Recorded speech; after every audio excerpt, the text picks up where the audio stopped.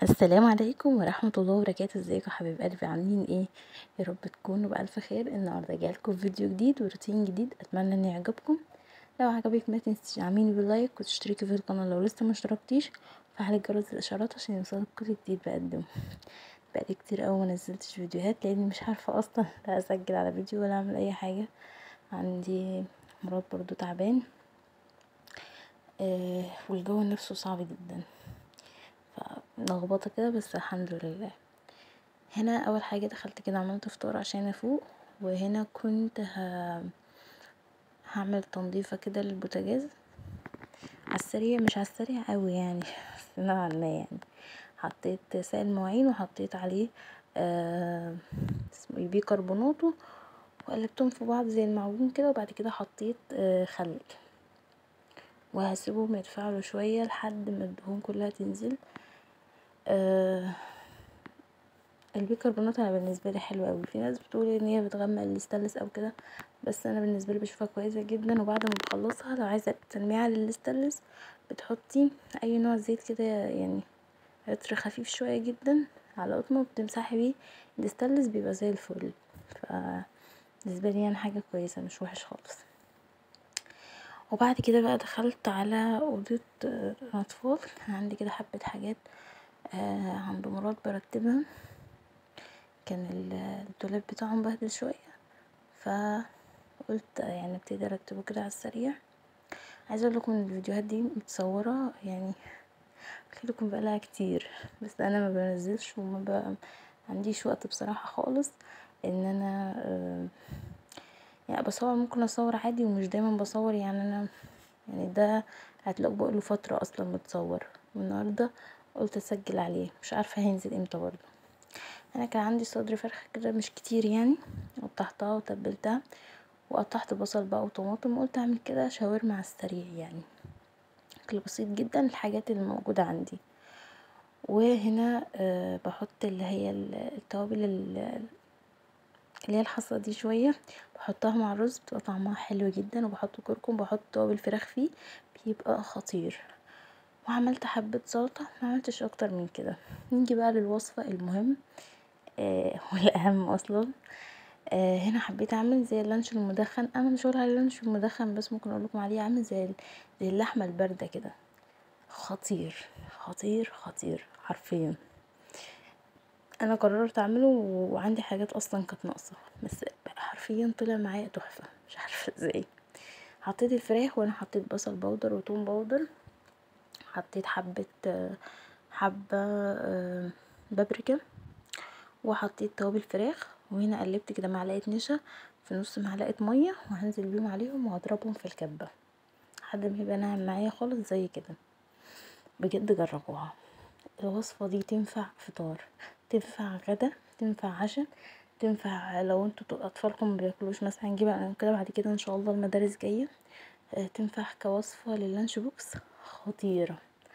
انا عن نفسي انا لو طبعا تعرفين الوضع الفتره دي صعب، بس انا لو هجيب بقى صدور فراخ وكده وهعملها، كنت هعمل يعني حبة حلوين وهشيل في الفريزر.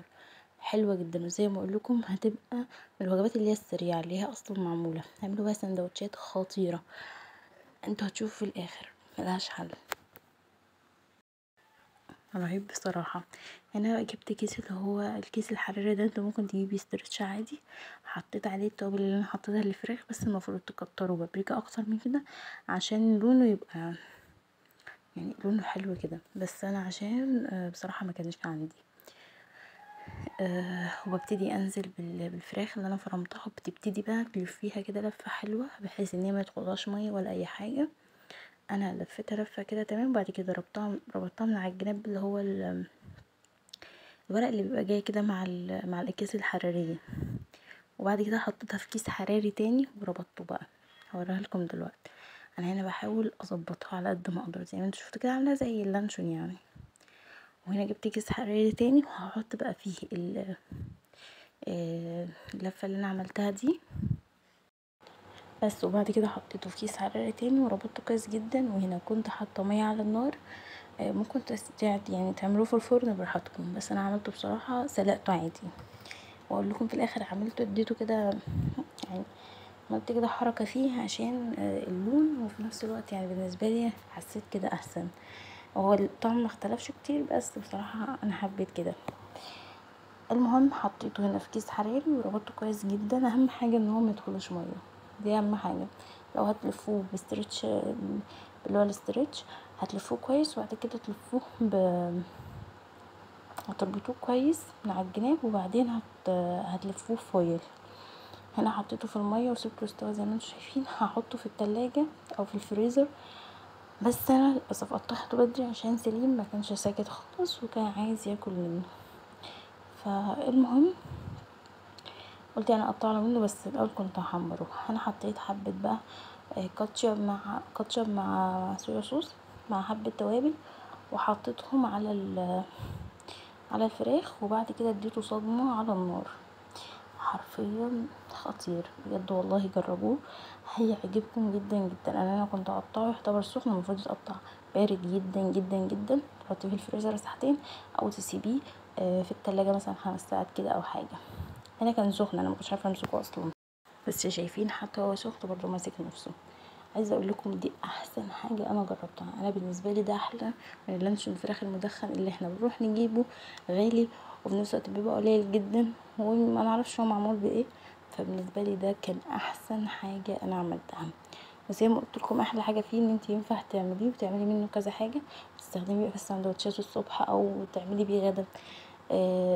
خطير. انا عملت بيه السندوتشات اللي انتوا شايفينها دي، وحطيت فيها جبنه موتزاريلا، وحطيت فيه حبه منها حبه طماطم. والله رهيب رهيب رهيب. بصوا نجربوه هيعجبكم جدا جدا جدا. وهنا في الاخر كان لازم اعمل نسكافيه. ما بشربوش كتير قوي لان بحس ان انا ممكن ادمنه زي الشاي. انا بالنسبه لي الشاي اساسي اساسي اساسي اساسي، ومش عارفه امنعه نهائي. فبعمل كل فتره كده او اجيب، يعني لو عندي بقعد اعمل كل يوم. زي القهوه برضه ما بحبش ادخلهم كتير قوي البيت، لان للاسف بستمر عليهم بيبقوا واقع. يعني انتوا متخيلين بيبقوا دول مع الشاي والقهوه بتعمل لي تخلي ضربات قلبي سريعه جدا. ف اخيرا يعني الناس كده. انا طبعا سليم لازم يشاركني مادام في حاجه زي كده، لازم يلعب بقى ونعمل حوارات. فهعمل هنا النسكافيه بتاعي. مضرب ده من احسن حاجات اللي انا جبتها، هو جالي هديه مش انا اللي جبته، بس من احلى الحاجات يعني. كان نفسي فيه وبجد حلو جدا. هو بيتشحن، فعشان كده يعني كويس، ومعاه مضرب بيض فكويس جدا. فهنا كده يكون يومنا خلص. اتمنى الفيديو يكون عجبكم، واتمنى ان تشجعوني. بس كده ده كان الفيديو بتاعنا النهارده. متنسيش تحط لايك للفيديو وتشترك في القناه لو لسه ما اشتركتيش، وفعلي جرس الاشعارات عشان يوصلك كل جديد بقدمه.